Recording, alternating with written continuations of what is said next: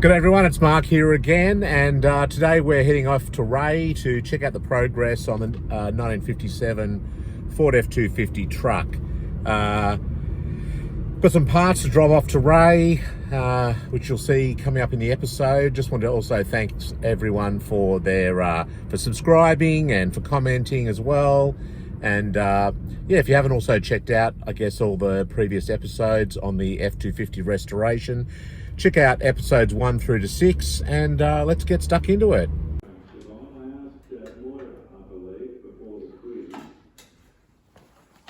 Okay, Ray, we're back here on the F250 truck.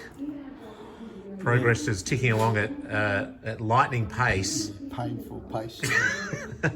So the latest, we'll talk about the exhaust manifold first. So there's a crossover pipe, which I did buy from America, but we think it may be made somewhere else. One of those other places. That'll remain nameless, where sometimes the quality is dubious. The problem with it is they didn't fit originally individually to the manifold, which I altered, elongated the hole to fit it, but when they were actually joined together, Right. here, Yep. they still didn't work. They were actually a half a hole out. All right. So Even though it's made specifically for this vehicle. supposedly. So Allegedly, yeah. So the problem also is the flange is not flat. So that'll have to be flattened out, otherwise the gasket here is going to leak. So it wasn't even flush. Not flush, no. It's Right. been welded with it, probably without being in a jig. Right. Or So is it warped or just... it's warped, yeah. Yeah. Instead of it being flat to match the manifold, Yeah. it's the shape is this way. It's got a bit of like of a concave or... Concave shape. Yeah. So that's obviously got to be made flush. Yeah. Then to fit there.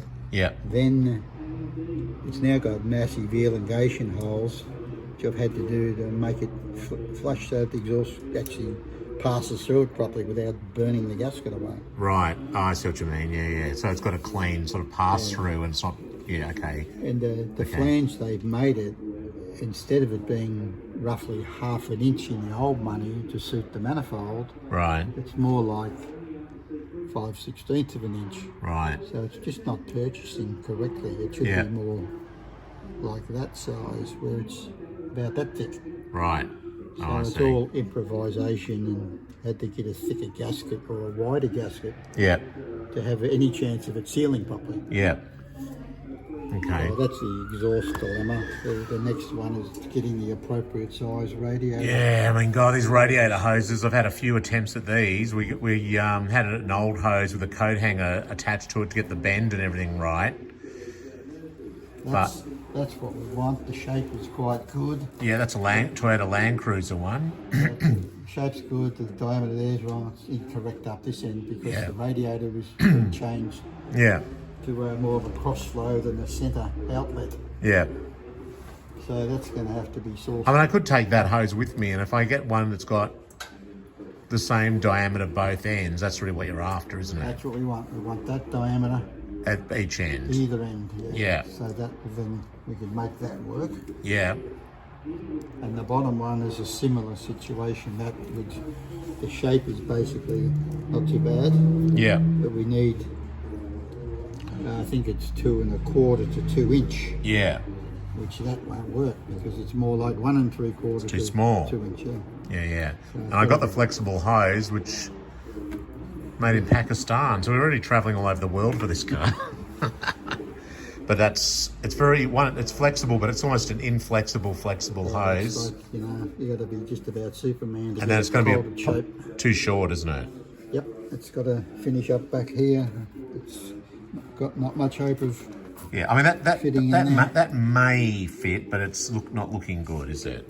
My fear of that, if we Too do short. get it on, it'll blow itself off. Yeah, as 'cause soon it as doesn't. the engine moves. Not enough purchase. Yeah, yeah, yeah. It really needs to be about so much longer. So the next stage is I'm going to actually just buy 2 flexible hoses with the dimensions that I've written down or Ray's written down to see whether that's going to work, and that's it, because you can't buy them off the shelf for whatever reason.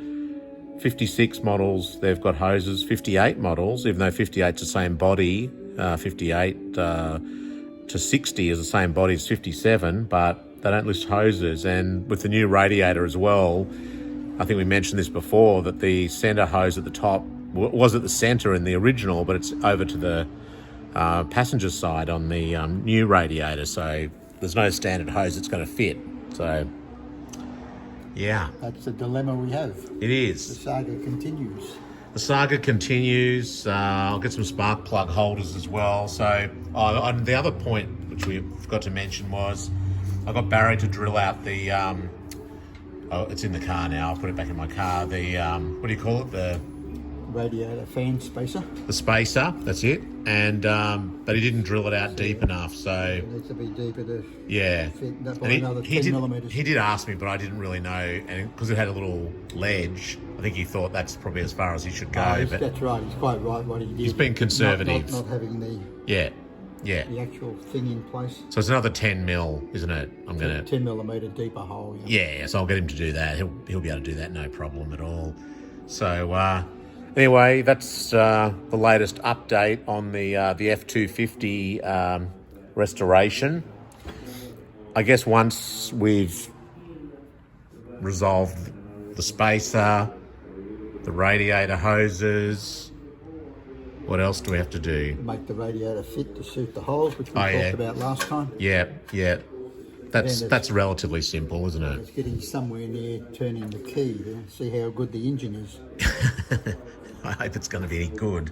That'll be good though, won't it? That's sort of the first start and all that kind of stuff. That'll be kind of exciting. Oh, and the other point was, I forgot to mention the battery holder. So Barry did that. He welded in the, just zoom in on that. There it is. Yeah, so Barry modified the battery holder to take a wider battery, a more modern one. Take a smaller battery. Oh, yeah, well, yeah, wider, but not as long. The original was a Very longer, long. Yeah, that's longer, true. narrower. This is more for a standard type battery. Yeah, that's right. So he's done a good job on that. So I'm happy with that. And yeah, so it's just, what is it? 3 steps forward, 1 or 2 back. I think we still made some progress overall, but anyway, we'll keep going. So thanks for watching and checking in, and yeah, keep watching. We'll see you next time. See you in the suit. Okay, see you later. Say goodbye, Ray. See ya.